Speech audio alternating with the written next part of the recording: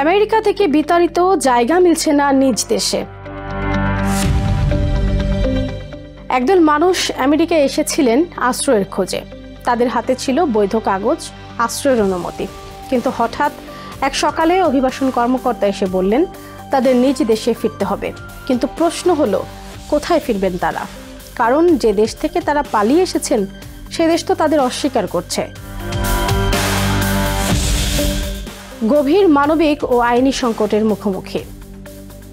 আমেরিকায় বৈধভাবে বসবাসকারী ভুটানের নাগরিকদের ফেরত পাঠানো হয়েছে। রাজনৈতিক আশ্রয় বা শরণার্থীর মর্যাদায় যারা বৈধভাবে স্টেটে বসবাস করছিলেন তাদের মধ্য থেকে কয়েকজনকে সম্প্রতি আমেরিকা থেকে বিতাড়িত করা হয়েছে। কিন্তু সমস্যার মূল জায়গা হলো ভুটান সরকার তাদের নাগরিক হিসেবে স্বীকার করছে না। প্রেক্ষাপট দেখে নেওয়া যাক। 1980 ও 90-এর দশকে ভুটানে জাতিগত নিপীড়নের শিকার হয়ে প্রায় 100,000 মানুষ দেশ ত্যাগে বাধ্য হন।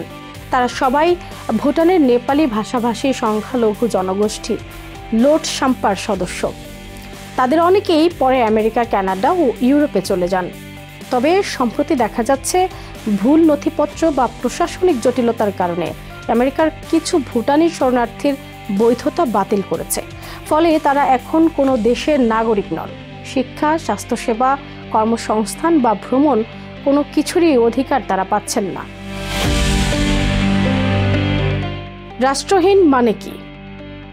আন্তর্জাতিক আইনে কোনো রাষ্ট্র যদি কাউকে তার নাগরিক হিসেবে স্বীকার না করে তাহলে সেই ব্যক্তি রাষ্ট্রহীন হিসেবে বিবেচিত হন।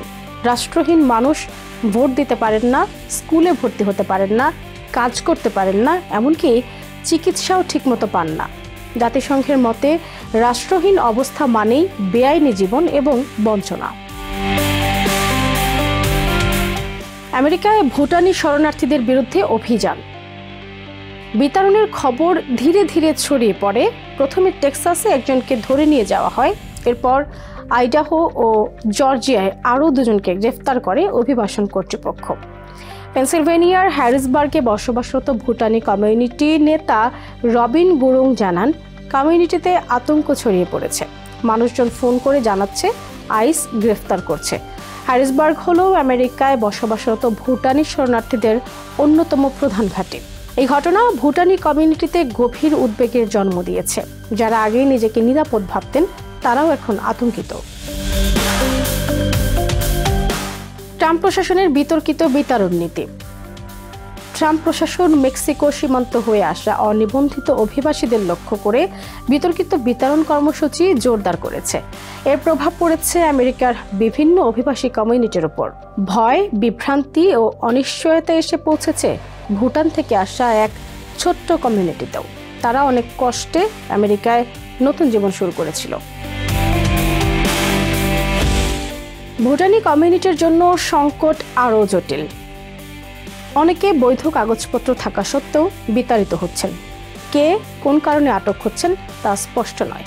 অভিবাসন অফিস থেকেও স্পষ্ট কোনো ব্যাখ্যা মিলছে না। ভুটান সরকার অনেককে ফিরিয়ে নিতে অস্বীকৃতি জানাচ্ছে, ফলে তারা হয়ে পড়ছেন রাষ্ট্রহীন। অনেকেই সামাজিকভাবে চাপে থাকায় সমস্যার কথা প্রকাশ করতে সংকোচ বোধ করছেন। এই পরিস্থিতিকে অনেক অভিবাসন অধিকার কর্মী ও কমিউনিটি নেতা অনিশ্চিত অবস্থা হিসেবে বর্ণনা করেছেন। মানবাধিকার বিশেষজ্ঞদের বক্তব্য। ভুটানিদের নতুন পরিস্থিতি আন্তর্জাতিক আইনের পরিপন্থী হতে পারে, কারণ কাউকে রাষ্ট্রহীন করে তোলা জাতিসংঘের কনভেনশন অনুযায়ী একটি গুরুতর মানবাধিকার লঙ্ঘন। নিউ ইয়র্ক থেকে সম্প্রচারিত TVN 24 টেলিভিশন বিশ্বজুড়ে বাঙালির কণ্ঠস্বর।